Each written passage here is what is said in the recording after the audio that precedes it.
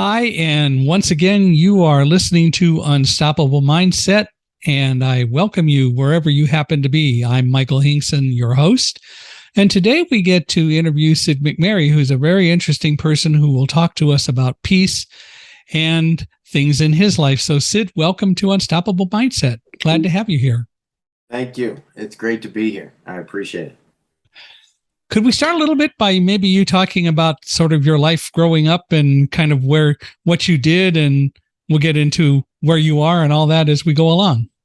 Yeah, it's perfect timing as I write this new book, The Autobiography of a Modern Monk. And so, really, I'm rehashing all those things, just had to go through the timeline and get everything situated. And I guess as I look back at my life before, I was born in Baton Rouge, Louisiana, in 1970, and so it's been a journey ever since. I've moved all over the world and lived in a lot of different places. I've traveled to many places. I played sports from 7 years old until I left college, and then I started coaching college football and went through that whole journey. And along the way in 1996, well, actually, when I was 8 years old, I started meditating. So I had both sports and meditation yoga practice in my life for as long as I can pretty much remember, even though I can go all the way back in my mind to the beginning. Yet, what came through for me was really this space of opening up to so many different things. And then after coaching college football, along the way, I got into the physical practice of yoga. And that took me into a whole new direction in my life. And eventually, I went to sit on the mountains in my Native American practice and upbringing lineage that way. And so it just opened up a lot of different things. So that's kind of the initial part of my journey. Been a yogi that has traveled the world, helping people heal and speaking on large stages, and have performed on stages as a musician, some pretty big stages in that way. And I've done a lot of different things. So I'm excited about this conversation. Thank you. So, how did you? Sports is sort of a natural kind of thing, but how did you get into doing meditation and yoga? Well, it was definitely way ahead of the time. In 1978, there weren't too many people teaching 8-year-olds to meditate. Right. Yet my soccer coach at the time had played with Pele, and Pele meditated before every game. He had this meditation practice that I actually to this day use with athletes. And that's what I was taught, how to really sit, be still, and go through my mind and get it to begin to see what was coming. So that's how it started. And so that coach was in my life until I was 22 or 23. And I mean, he's still in my life, yet he was in my life as my coach for all those years. So he helped still my mind and helped me bring that forward in the name of athletics. So, in meditation, do you do transcendental meditation or a different form of meditation, or what do you do? Well, I do what's called the Nahi system. And that system is from my 40 plus years of meditating, all the different tools that I picked up along the way. I did transcendental meditation. It wasn't the depth of where I felt I had already accessed, so I didn't stick with that. I went and spent 10 days in silence with Goenka Ji Vipassana. That was a great experience to really look into myself. So I've taken many of those tools and continue to. That really gave me access to being still, to really honing in a stillness that allowed me to see my mind and know that I'm tapping in. So I still use parts of that when I meditate. Yet the system that I teach, I mean, I didn't start teaching meditation till I was 38. because I was told that in the beginning, to really be a teacher from some other level than a beginner, it took 30 years because you're still a beginner in meditation or yoga for that first 30 years. So that's when I gained my level of access point. And that was the first time I went and sat on the mountain in my own, well, not the first, but the third time that I sat on the mountain in 2008 was when I was at that place of 30 years to really have access to seeing and being what I wanted to deliver to the world. Uh-huh. So as you grew up and you started doing coaching and so on, how long did you do that?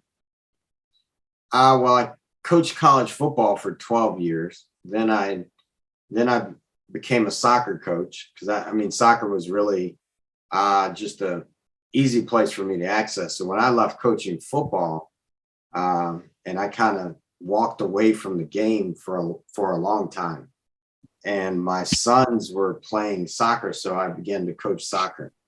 And then eventually I went back when they transitioned into high school, and I started coaching again on the football field.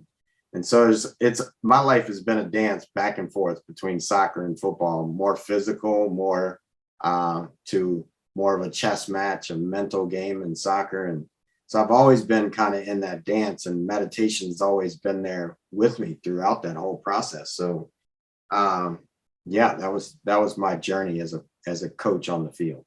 Where did you coach college? I started at Purdue. That was my alma mater. So I started there, and it really started in the weight room, and primarily only worked with the football team when I was in college. And then I went on to Eastern Illinois, Northern Illinois, Northern Michigan, and Morgan State were the different places that I coached. What caused you to leave that? I mean, people would say that's probably a pretty successful career and so on, but what caused you to switch from that? Well, it was definitely, I felt accomplished. I mean, I had coached 23 guys that I helped get to the NFL. So I definitely felt like I was somewhat in the prime of where I was as a coach. I mean, I definitely have evolved my coaching because I still work with athletes and work with football players and basketball players and all those things. And so the reason I left was I was coaching at Morgan State.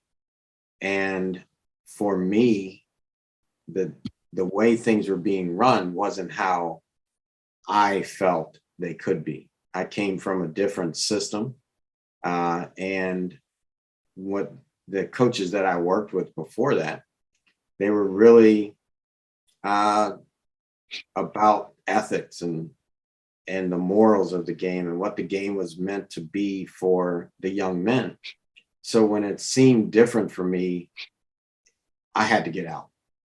And so yoga gave me access to really, I mean, the couple years before I left coaching at Morgan State, I would teach yoga to 120 guys because it would be our whole team would be on the field or in the gym doing yoga with me. So I had this bouncing back and forth. And at one point people started asking me to teach them yoga. You know, I was just doing yoga by myself in the gym or different places. And so then finally my last year as a coach, I had opened with my wife at the time, we had opened a yoga studio.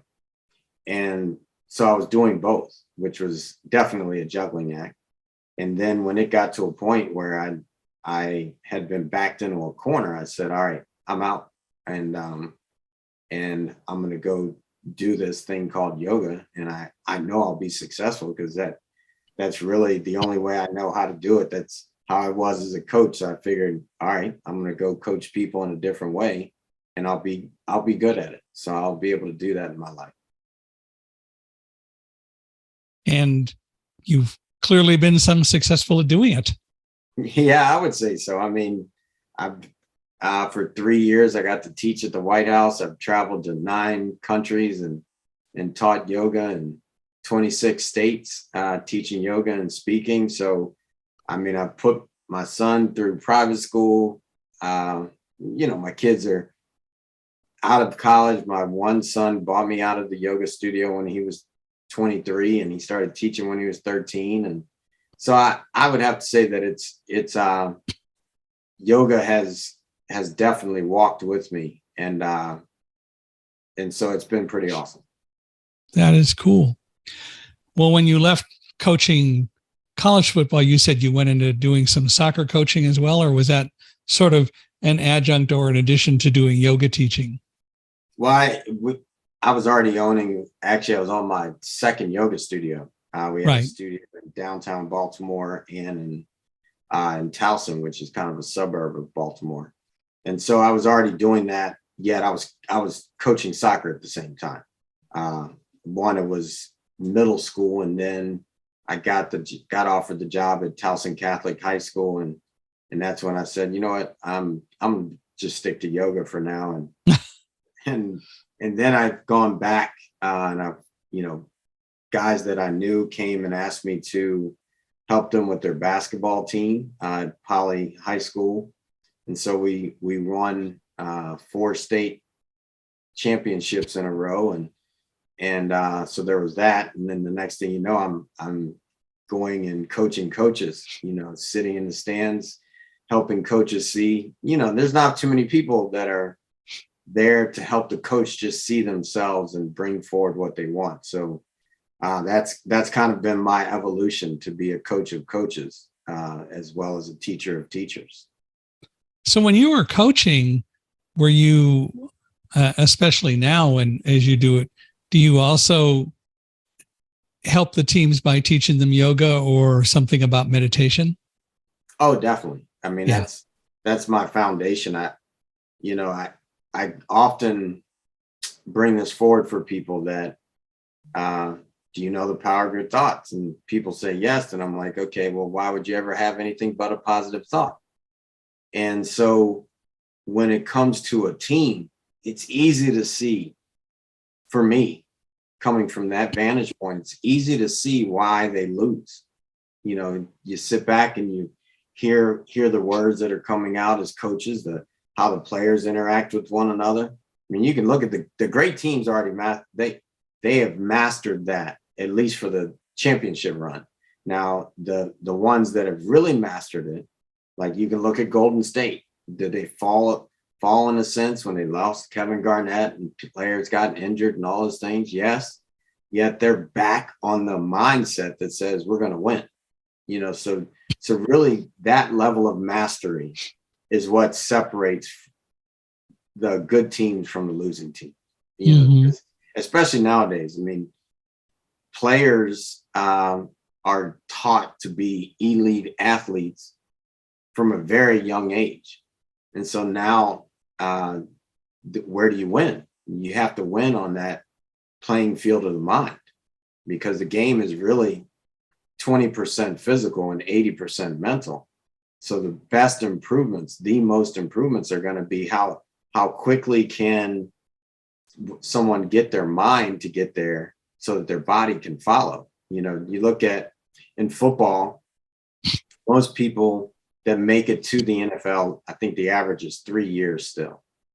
But yet they say the best years as a football player, and they probably changed now that players are playing much older, like the Tom Brady's and Jerry Rice's and Jeff Scaninas of the world.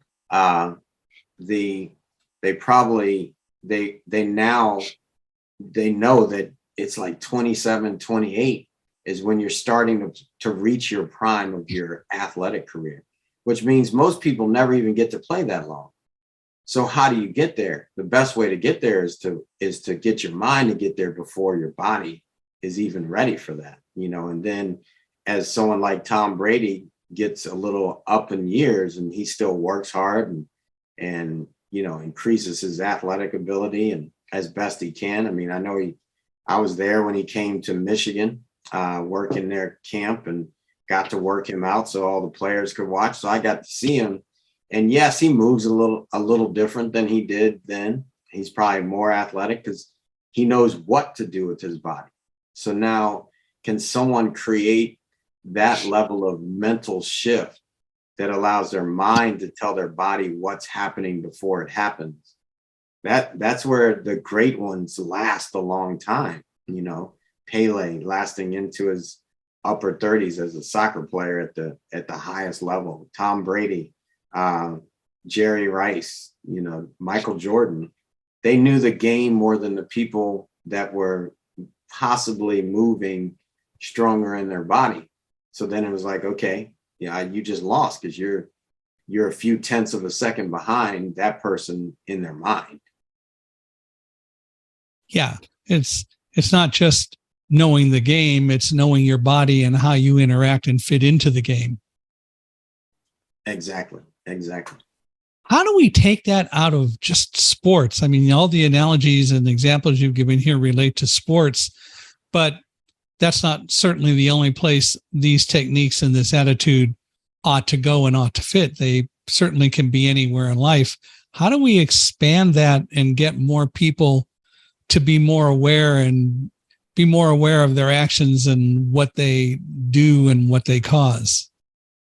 Well, for me, like I said, I mean, it's been 40 plus years of meditating, of watching my mind, of becoming more aware of everything that I do. So even my last book that I wrote, The Secret Weapon, I wrote it from start to published and out was 22 days. Now, in 22 days, it's 11 chapters, multiple pages. I have gotten to a point that if I want to sit down and write a book like that, I know how my mind is going to move. I can apply that to anything that I do in life. I mean, I really took on surfing as much as we surf now, not until I was in my 50s. So how did I do that? When most people would say, that's a young man's sport. Well, I know there's things that have to happen. I know I have to go get a surfboard. I have to know how to paddle out. Have to know how to turn and catch the wave. I have to know what the different points on the wave are and all those different things that come, and then standing up and balancing my feet and feeling my body and where my eyes go, my board is going to go, and all those different things. We can break down everything. So when someone has gotten to a place that they have somewhat mastered something, which is 10,000 hours, and that most people quit things before they even come close to reaching 10,000 hours on it. Once someone has reached 10,000 hours on anything, then if they have paid attention, they can go apply that to anything they do. So for me, it's easy for me to apply something like writing a book that seems like it's nowhere near athletics or coaching someone to be an NFL football player. Yet I know that there's only so many ways that we're going to move and learn it. I don't know what I don't know. That's stage one. I then become conscious of not even knowing. That's the only time that I have an opportunity to learn. And as soon as I start to learn, I can get the tools for what it is next. I can sit here and tell someone, or someone can tell me all the different things I need to do on a surfboard. And then eventually it just becomes unconscious. I no longer have to think about where to place my hands on the board when I go to jump and square up on my feet and surf. I used to have to think about that. Put your hands down, lift your chest high, pop your hips up, step your left foot forward, ground your back foot, blah, blah, blah, blah, blah. Now it's automatic. That comes in time. Most people think, I want to be great at this, that, or the other, yet they won't give themselves time to reach greatness. Fortunately for the people that we've been able to see, especially in sports, is why I love sports. Like Michael Jordan was cut from his high school basketball team. Marcus Allen was cut. Two of my players that went on to the pros. Justin McCarron was cut from his team. His mom transferred him. And same thing with Darryl Hill was cut at first from his football team. Fortunately, those people kept going and they finished till they got where they wanted to go. Certainly, it's got to be a volitional effort to do these things. And again, taking it out of athletics, it isn't just there. It's in most anything that we do that we can utilize some of these things. And as you say, it takes time, and it does take effort, and it can be mental effort. You may not be doing something incredibly physical like politicians or like people who work in an office, but it doesn't mean that they can be any less successful if they don't utilize techniques and recognize that the power that they need to deal with really comes from within. Yeah, totally. I mean, it used to be, I remember when I did my first speech as a football coach and was talking to guys that had been coaching for a long time. So here I was one of the youngest Division I football coaches ever, 24 years old. And so we would go to these places where some of these guys have been coaching for like 20, 30 years. And here I am supposed to be able to tell them what to do with their receivers. So I prepared. I knew that I created a system for myself of how to speak, and so that I wasn't just reading a paper. I came up with acronyms. Now I make acronyms out of everything fast because I've flexed that muscle. Now, when I was an infant, obviously I didn't talk. I didn't have any of those things. Now I talk, I walk, I do all these things. I can speak. You could tell me that I'm going to speak to XYZ, and you could give me about, 3 minutes. And I would have crafted something to put together so much that when I go speak now, I really don't prepare because I'm already prepared. I've done that work to walk in and say, okay, I trust that when I get to where I'm going, I will know and be ready to deliver. And that's just because of practice and flexing the muscle. Yep. Anyone could do that. Anyone can. Most people don't. And even more people are afraid of public speaking. But I know full well exactly what you're talking about. I think the issue is that we really already are prepared when we can do that, when we can stand up in front of an audience and speak with them. Because I've become a firm believer in I don't talk to audiences. They have to be an integral part of the presentation. And it doesn't necessarily mean that they do a lot of speaking, but they have to be drawn in and they have to be as much emotionally a part of it as I do. And I find that there are ways to do that. Right. I mean, I spoke, my father, part of my legacy, I was able to see my father has spoken Puerto Rico over 100 times, Hawaii over 50, and has actually spoken on stages in every state in the United States and other countries. And so I got to see that growing up, where a lot of people don't see that. But nowadays, you can just go on YouTube and you can see someone speak.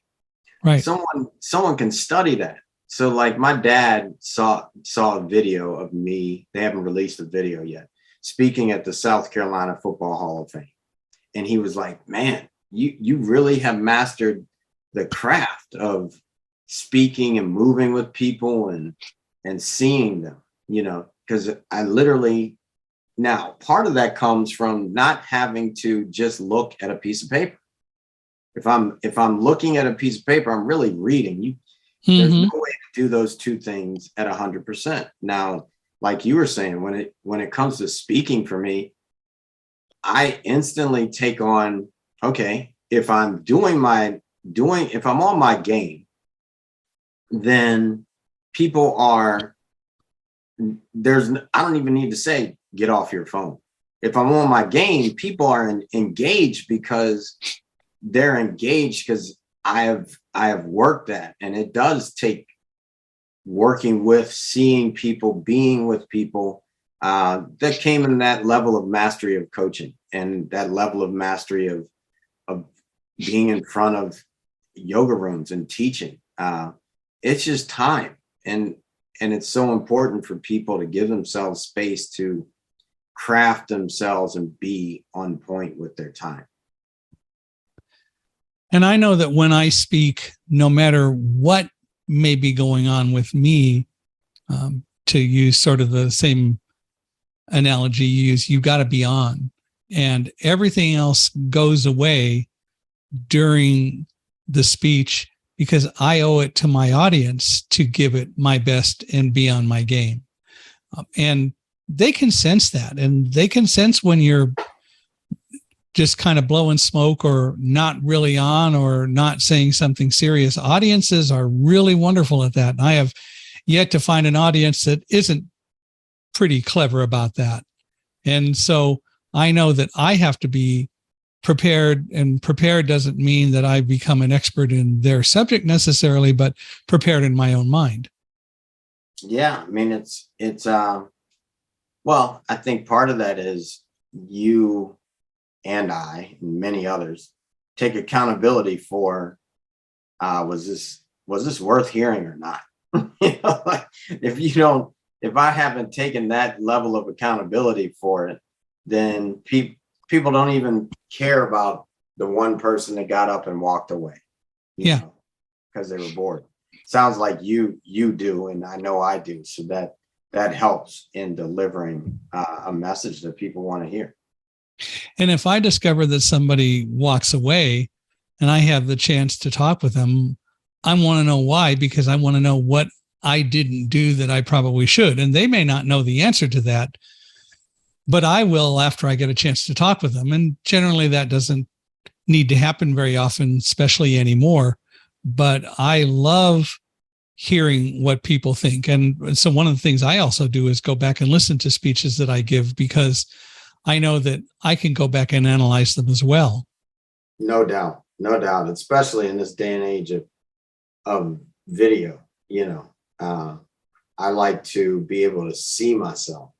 What are, especially if I'm on stage or something, I'm looking and I'm like, it's like I'm nowhere near the person that's on the stage, even though it's me. Mm-hmm. And I'm watching and I'm laughing with, or I'm like, ooh, I didn't like that one, And so yeah, I think that's another thing when it comes to taking my sports life and bringing it forward in all walks. Part of that was we watched games to see what we did, and now in that, fortunately for me, I've learned that feedback has nothing to do with someone liking you or not. It has to do with, so they actually love you when they give you feedback. Yeah. So being open to feedback from myself or from someone else, it took a level of confidence in myself to be able to receive it. Yet it is an important part. I know that I'm taking my own analysis of speeches that I do well when I know what's coming, yet I laugh or react as I expect my audience to react. It is so fun to do that. Yeah. Especially with a good joke. But it's it's coming because you did it, but yet you can react with it. And that means that you're drawn into it and you really are in a position to understand what happens. And, watching football videos and so on, as you talk about, I don't do that. Listen to what happens, but I also understand the value of it. And it isn't that somebody did something bad when they fumbled a ball. The real issue is, what do you do to make that not happen again? And what did you learn from that? And that's what's so important. The whole concept of criticism needs to evolve to be more of, so what's the learning experience here? Yeah. I mean, when I was I guess it was like I can't even remember when it was. It was probably 1998 or 99, maybe 2000. Actually, it was definitely 2000 because my daughter was born in 2000. So we went and visited Gary Barnett. And Gary Barnett and his staff at Northwestern University had just turned around and won the Rose Bowl. And everybody wanted to know how they took this terrible team to being great. One of the best things I picked up from Gary Barnett and the way they coached was they did this thing called a coach's sandwich. So when they were going to correct one of their players, the first thing they would say is what they did well. Then they would tell them how they could improve. And then they would say something else they did well. They never said or reinforced, hey, you fumbled. Well, who doesn't know they fumbled? The ball's on the ground. Hey, it's right there in the video. Right. You know that the fumble happened. So why reinforce negative things? And that goes back to what I said before. Like, if you know the power of your thoughts, why would you have anything other than a positive thought? That doesn't just mean what you think, but would you allow yourself to receive, or would you allow yourself to say on to somebody else, knowing that the power of your thoughts are going to create? So if I only talk about the fumble, guess what? That person's going to fumble again soon. Yep. It's going to happen because you're already programming. Fumbled. You fumbled. You're a jerk. Da, da, da. There's so much energy behind that. Now, if I can increase the level of energy that I put towards the improvement of what they just did and what they did well, that's why Gary Barnett and that staff had no one drafted the year they won the Rose Bowl. Imagine that. They were the best in the Big Ten, beat the lights off of a lot of people, won the Rose Bowl, and nobody got drafted. That's because they had helped them master themselves enough that even though they weren't NFL caliber players, they were the best. They were the best. Yeah. Any given day. And that's they learned. And they learned also how to work as a team. You got it. In so many ways. Well, so again, taking this beyond sports, when did you start doing coaching and teaching these kinds of techniques publicly? Do you do it online today? And do you have a company that does it? When did all that sort of evolve? Well, in 2003 was my last season. So in 2004, when I left football, actually it was the middle of 2004, when I left football was when I opened my first yoga studio. And that's when I began to teach people. And really it was more by teaching yoga, I got to see how everything was really happening. You know, I eventually got to a place where it was like, whenever I say don't do this, everybody does it anyway. Like, I got to see that, like, in real time. Like, don't step your right foot forward, step your left. And people would still step their right when I'd say stuff. And I'd be like, oh my goodness, what's happening? Oh, I'm actually saying that. And they're picking it up, even though I'm saying don't do it. So what if I just took people where they needed to go? And then, you know, when I was in college, I broke down the 10 Commandments and why they weren't working. Like everybody could probably say at least one commandment. Even people that aren't even Christians may be able to recite one commandment, like thou shalt not kill. Well, how does a baby become a killer if we're teaching not to kill? Well, when we teach not to kill, we actually expose them to killing. So if I were to change it, which I did, I changed the 10 Commandments. But if I change that to thou shalt help everyone live well, and I only taught for people to help people live well, that's what would eventually be the only thing there, because that's all people would know, is to help people live well. So I began to really get that when I was teaching yoga. And then it grew from just being about yoga to, all right, this is about life. This is about continuing to bring it forward. So where we are now, I teach more mental gymnastics than I do physical gymnastics, I'll say, and put people on the mind field and help them craft their mind to moving forward. And that's been the evolution since. I mean, that's just been my evolution. I do feel that, a lot of people can read a book. There's a lot of books out there on this. How many of them have mastered it for themselves? That's who you really need to go find. So for me, I'm grateful when people find their way to what we're doing, because I've trained a lot of people to teach in this way, and people can go to artofliving.com, and that's what we do. I mean, it's one program's called A Quest for Peace, another one's called the Peace Program. They're all on the mastery of yourself. If you don't have peace, you don't have access to anything else, because everything else becomes an illusion. Anyone can actually look at their own life, see the moments they didn't have peace. Now check and see if you really had love, access to love. So that's it. Like, once I've gotten somebody, I just recently, I mean, it's been 40 years I've been doing this, 4 decades plus. And I just recently got to a point where I can say I'm at 100% peace. So what is peace?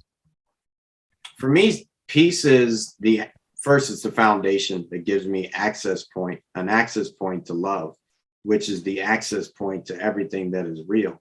The absence of peace is the falling into the illusion that is based on fear. And the final thing I'll say about peace is harmony. I mean, it's being in harmony with everything around to bring forward all that I want to see from my mind forward. How did you get to a point of then now having 100% peace in your life? Well, first it started with, I did the work. Like, I went and sat on a mountain. My life it was great. My life had gotten so flipped upside down that everything looked like fury, and I didn't want it. I didn't want my life to be like that. I didn't know. I assumed I was going to live much longer. And I mean, I was in my 30s. And so I assumed that my life was going to go past that. And I knew I would much rather have a life that was peaceful and harmonious and creative and all the things that most people would say they want their life to be. Yet for some reason, my life wasn't there. So that was the first thing. I had to really commit inside of me and say, I'm going to go get this no matter what. Regardless of, I had teachers that I, in a sense, surpassed from what they were teaching. I had to go get something else. Yet that meant I had to keep going.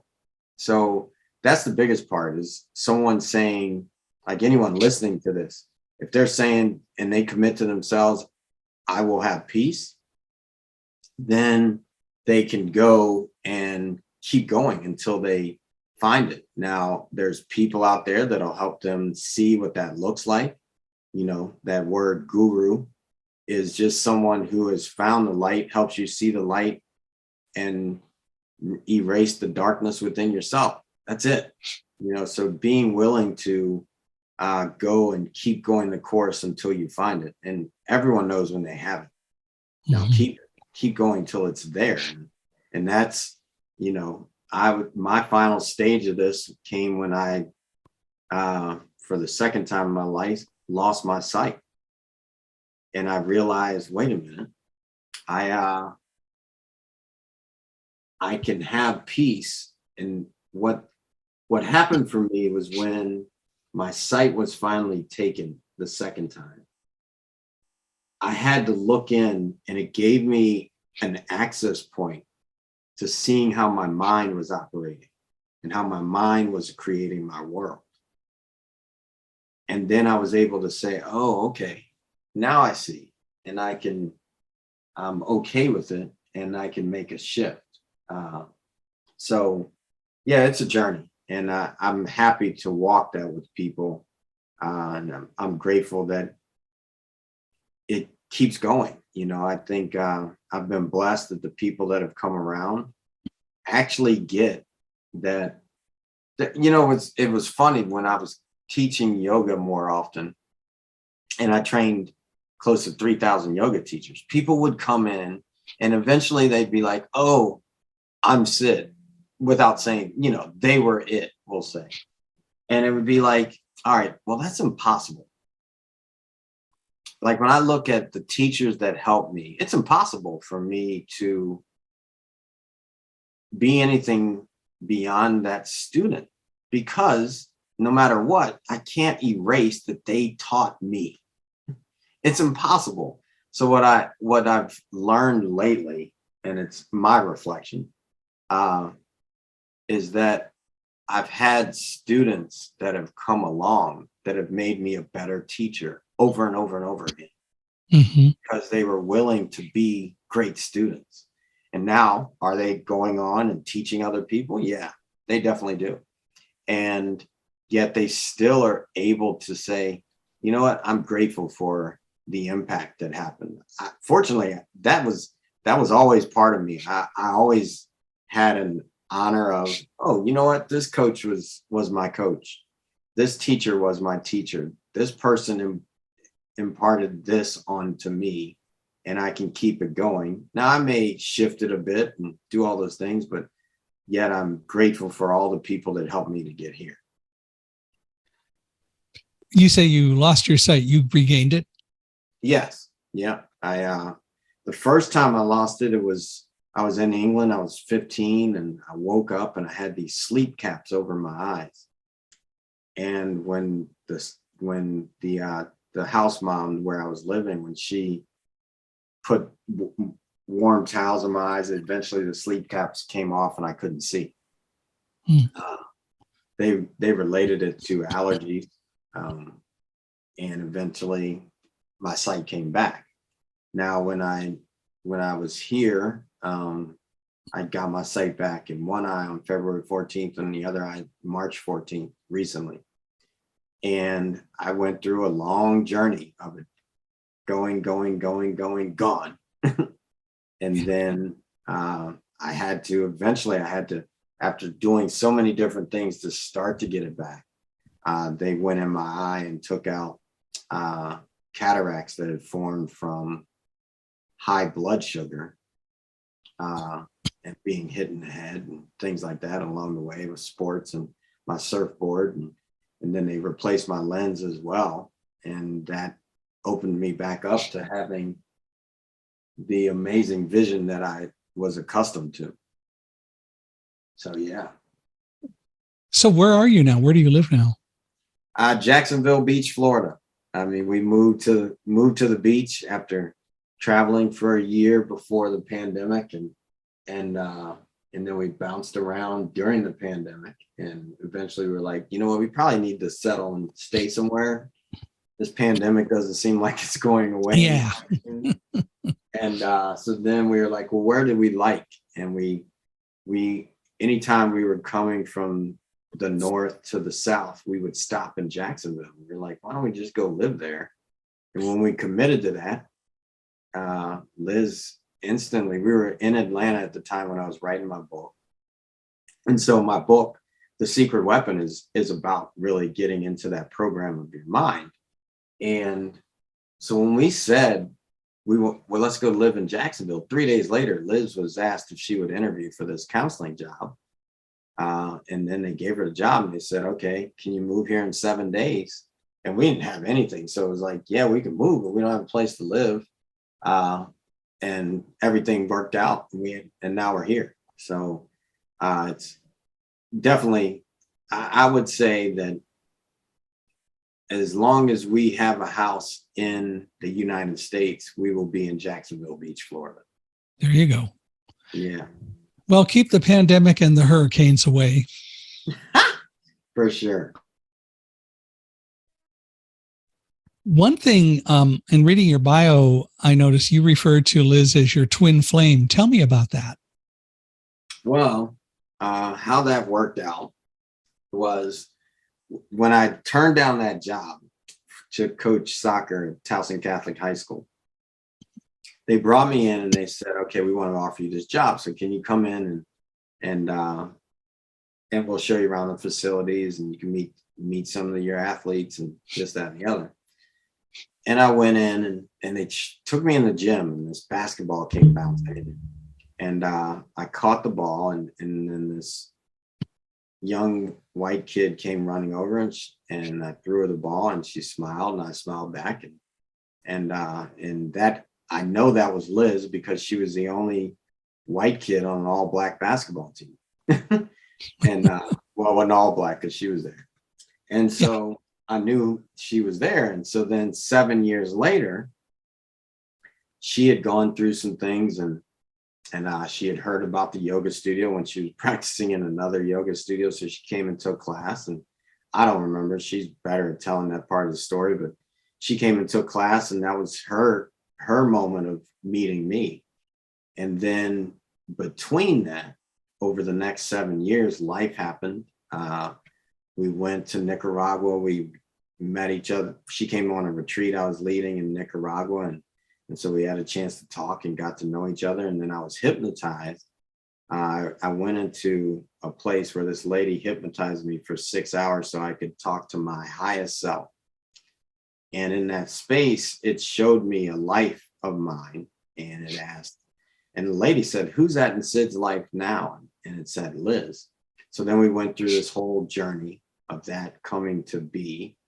And 7 years later, we got married. So they say that twin flames meet every 7 years. I can attest to that. And at one point, we had this lady, Ingrid Jolly. She took our aura pictures, and our auras were identical.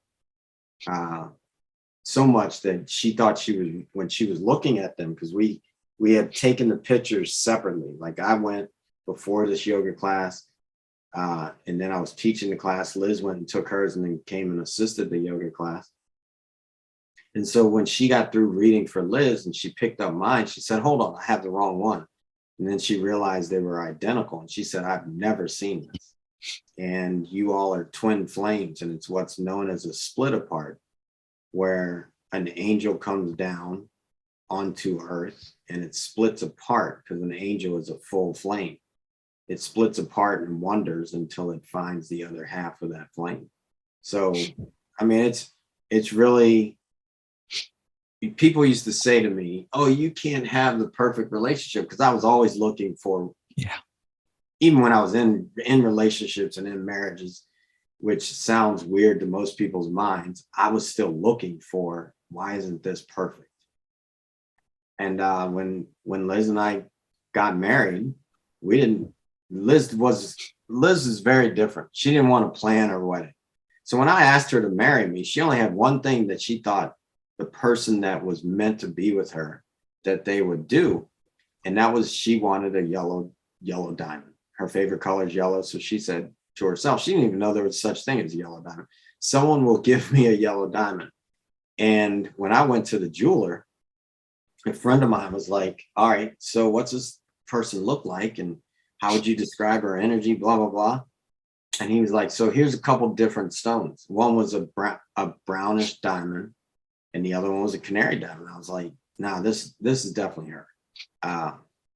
And so when I handed it to her, she took so long to say yes, because she was just staring at the ring. And I was like, "Okay, it's a nice ring. Why is she studying this ring?" And later she told me that. So there was just so many different things that definitely land on us being together. I mean, and probably one of the greatest things is when she came in my life, I just have felt easy and complete. How long have you guys been married now? Well, we were engaged for 4.5 years, and now there you go. Married, going on. We got married in 2018. Right. So going on, this will be our 4th year. In a month. Well, I fully understand the whole concept of twin flames or twin rays, and appreciate them and appreciate what you're saying, which is why I asked the question, because all too often we don't necessarily look for or understand the concept of the person who is most meant to be with us, but they're there. Yeah. Well, tell me a little bit about the whole concept of the art of peaceful living, what that is, and how do we get more people to really aspire to that? Well, the art of peaceful living, it's an art to live peacefully. And more people are aspiring to it, like the pandemic, in my opinion, the pandemic, cancer, all these different things are to help people see they don't have peace. If I look at and say, why would the creator put a pandemic on earth? Even if somebody, a human, brought it forward.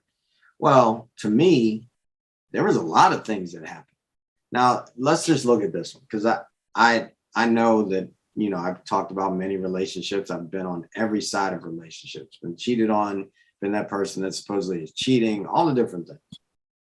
Now, when the pandemic happened, how many people were able to go see their secret lover? Mm-hmm. Like, you just couldn't. So right. The pandemic in itself was teaching that access point of, all right, let's clean up all this stuff to get to peace.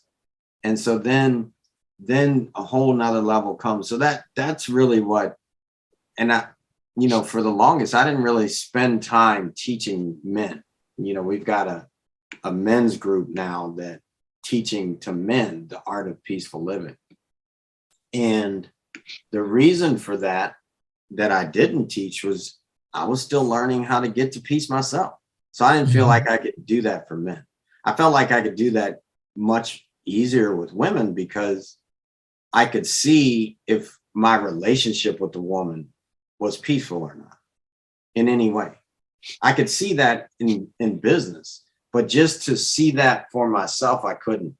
So the art of peaceful living is designed to help people have different access points to get there. I mean, so much that now, like, we've got the summit coming up this Saturday, and we have a summit every 3 months for people to begin that journey.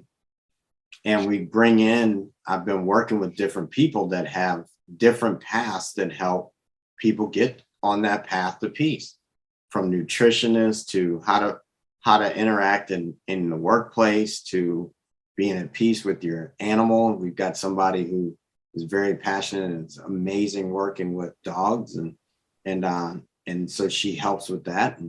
And there's different access points. Now, I feel at peace with all those points, so I just teach peace.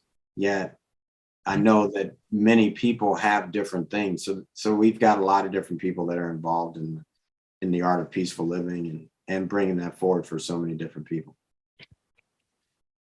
And that is great. And it would be wonderful if more people would take it to heart. You talk about the pandemic, and yet it seems like most people just plain resistance. They hate it. They don't use it as a learning tool. For me, people talk about Zoom fatigue all the time, and I sort of go, well, what's the problem? Of course, I guess being blind, it doesn't really matter, but it does. As a speaker, for example, there's a big difference between doing a virtual presentation and doing a live in-person presentation, because with a live in-person presentation, you really get to interact with the audience. You get to feel the audience, and you, if you're doing it well, get to sense what the audience is thinking and how close you are to them. And you don't get all of that with a virtual presentation, but still a virtual presentation, if you are well connected and you understand what you're doing, you can still do the presentation and people can gain a great deal from it. But we don't seem to recognize that, and we want to resist change, and we want to resist people considering the fact that maybe there are some alternatives that will help us a great deal in what we do. And so the pandemic is something that we just tend to resist as far as the teachings that it truly brings us. Yeah, for sure. I mean, I just, because we do on Thursdays and on Sundays, I do community healing circle, where energy is shared through this space. And so I have an opportunity to elevate no matter where I am. And so Yeah. today, when we were in the meeting, a lady's on her fourth go round of cancer coming into her body. And she was struggling with, all right, why is this again? What's happening? Well, one, there's a lesson to be learned. And cancer is a great teacher because in one instance, someone makes it through and gets to the other side. There's things that they can pick up along the way through that. On the other instance, someone doesn't make it, they go back wherever we came from. And if they are chosen to, they come back and do it again. Mm-hmm. Cancer is a transition. Either way, whether you make it through it or you don't, cancer is a teacher to move us to the next place. Mm-hmm. That's how I see it. Now, I say that, and it's easy for my mind to wrap into that because I've done a lot of work with a lot of different things in my life that have transitioned me to a new place. And I'm at peace with making that part of my reality. So, yes, they're all teachers. There's all lessons to get on the other side. People, a lot of, what the greatest number of people in a religion is Christianity. 2.4 billion Christians in the world. Actually, if they really went and lived out what the Prince of Peace taught, we'd already see peace. Mm-hmm. It's like, all right, well, that ain't working. That's why my other book that I'm writing is the playbook for peace. And maybe it just needs to come from a coach. Well, tell us about your books, the ones coming out. Well, the first one is the autobiography of a modern monk. And at first I had stopped the idea of writing my autobiography. As a football coach, it's kind of almost all football coaches are in a space when they, at some point, that they're like, you know what, I'm going to write this down. Like they've lived that life. And yet early on, I knew I wanted to write that book. And so, which was coming a lot from my ego, which kind of why I'm writing the book the way I am. In the beginning of the book, I'm writing it from third person. Sid is blah, blah, blah, blah, blah, blah, blah. And then at one point, I will transition into I. And it'll signify the shift that it took place from my ego need to write the book to I, the greater version of myself that is part of everything writing this book. And so early on, when I was going to write my autobiography, like I said, it came from my ego. And then eventually it got to a point where people were coming to me for peace. And they would think, oh, I've got it and I'm going to keep it because we just did an 8-week program. And since I have peace right now, we probably don't need to meet anymore. And then it's like, I just contact them whenever God says or whatever says to me, their name. I just reach out, text them. Hey, how you been? I've lost it. Yeah, because it's a journey. So that's when this book came forward like that for me. Was I knew that my journey was 40 plus years to get here. Well, actually 50 plus years to get to this point. And so that's why the autobiography of a modern monk is important to me, because I wanted to make sure that people had an access point that said, okay, this may take you more than a day. And then the playbook for peace, it's coming forward because when I started doing research, after I'd written, I'm an international best-selling author. Do I really need to write another book? I don't know. I've written 5, so maybe not. Yet, when I started doing research and seeing where people were, how do you do that? Easy today. You can just look at Google, right? Google has a lot of answers out there. So I looked up in Google and I said, okay, anxiety. How are people with anxiety? Over the last year, it's been an increase of 8.9% increase of people searching for anxiety. And then I said, okay, let me look at this one. Peace. 3,500% increase in the last year of people searching for peace. That means that there's 350 times the amount of people trying to figure peace out than they are with anxiety. Why? Most people know they're anxious. They know exactly what it looks like, don't need to learn it, they got it. So, but yet people don't have peace. So that's why I'm writing the playbook for peace. And finally, I'll say when I look at the top books, the top 5 books ever in the world, number 1 is the Bible. 5 billion copies plus have been published and put out of the Bible. Then there comes, I'm not going to butcher his name, a book of quotes by a guy from China that is also based on how to live your life. Third book is the Quran. And that is 1.9 billion Muslims that have gotten that book, plus other people. Now, so when I look at the top 3 books, they're all playbooks for someone's living. Yet there is no book out there, so much that I looked up so many different .coms. Yet for some reason, when I looked up playbook for peace, FOR peace, there was. And so that's for the third biggest sect of people. You've got, like I said, you got the Christians number 1, the Muslims number 2, the third biggest. Some people would say, oh, it's Buddhism. Oh, it's Judaism. Nope, none of them. The third biggest are people without a guide to live life. Mm-hmm. That's why I'm writing this book. The Playbook for Peace is for all those people and anyone else that hasn't found peace yet. That's what this book is for people to be able to go through and say, okay, I'm going to walk this for the next year and bring forward lessons that fit for 2022 and beyond to bring people into a deep state of 100% peace. You've said several times that as you began your journey and in your journey, you went out and sat on a mountain. Where or what do you mean by that? Well, I'm made up of a lot of things. I'm Native American, Egyptian, Scottish, French, Indonesian. I've got a lot of melting in this beige body that I have. And so when I say set on the mountains in 2005, I tapped into my Native American heritage and went out on Vision Quest.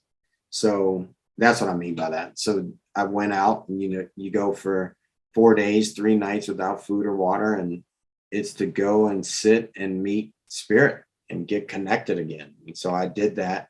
You do it 4 times in a lifetime. So I've done that early on. In 5 years, I did the 4. And so that's when I say I sat in the mountains, I sat and had to go and go in, without food or water and see what would come when I gave up everything else. Well, okay. So I wanted to ask that question because I wanted people to understand what you meant by that. I assumed what you meant, but I wanted to make sure other people did understand that. The last question, if I could, are you religious? Am I religious? I'm religious about how I live my life. I grew up Catholic, which gave me a great foundation on, get on your knees, pray before you go to bed. I pray over every meal to make sure that I'm blessing it and programming how I want my food to interact in my body. Am I religious? No. It would mean that I follow someone else's doctrine. Yet I'd have to say if I had a religion, peace would be my religion. Mm-hmm. Well, you referred to Jesus, you referred to various religious texts like the Bible and the Quran. And all I can say is I wish more people would follow the teachings that they provide. Right. No doubt. I mean, and, I say this to people often. I have this book. It's really small. It's called Truth. And it breaks down the truth so cleanly that I had to start looking for the truth. And as it says in the Bible, the truth will set you free. Yeah. There's many ways to the truth, but there's only one truth. My God is too big for one religion. Yep. Because he created all of it. So I can pick up a lot of the truth from a lot of different texts. Am I willing to go see the truth? For me, every time I find a nugget of truth, I rejoice. I mean, I found a nugget of truth in The Art of War. Mm-hmm. Sun Tzu says, all of war is deception, truth. Like it just is. I've uncovered a truth that I put in my book, The Secret Weapon, or depending on which book you want to pick up, with Those Who Know God. And the truth is, all of life is determined by your connection. If it's not true, go prove me wrong. You'll start to see why your life is either peaceful or full of fury. All of life is determined by your connection. Right.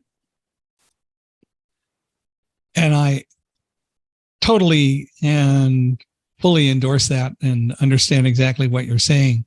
If people would like to reach out to you, learn more about you, or contact you, how do they do that? They can go to sidmcnairy.com, or they can go on Instagram, Sid McNairy, Facebook, Sid McNairy. Could you spell that, please? SIDMC, N as in Nancy, AIRY. Okay. So that's the easiest way, is just look up my name. Make sure you say Sid as opposed to my full name, or you'll find my son and my dad, which is fine too. What's your full name? Sydney. I thought so. Okay. But we do Sid. Yes, you got it. Yeah. Sid McNairy. Well, Sid, I want to thank you very much for being here and being a part of my life and being a part of the lives of everyone who has happened to listen to this episode. I hope people not only enjoyed it, but learned from it and will go learn more. I'm a firm believer in that we always learn. We always should learn. And there are always more things to learn as we progress. And you added to that today, and I appreciate that. Yeah, thank you so much for allowing me to be on this platform and share what's going on in my world, and hopefully someone out there is able to pick up a hint of peace to add to their peace in their life. Well, and I definitely want to stay in touch as well. And I hope all of you out there will reach out to Sid. I'd like to hear from you. I'd love to hear what you think about our podcast and what we talked about today. Please feel free to reach out to me, Michael Hingson. Website is michaelhingson.com/podcast, but you can email me at michaelhichaelhi at accessibe.com. We do want to hear from you, and please give us a 5-star rating. Let us know you liked the podcast, and 5-star ratings are always appreciated. All of your comments and all of your input is always appreciated. So thank you in advance for doing that. And Sid, once more, thank you for being here with us today. Thank you. Have a beautiful, beautiful day. And you as well.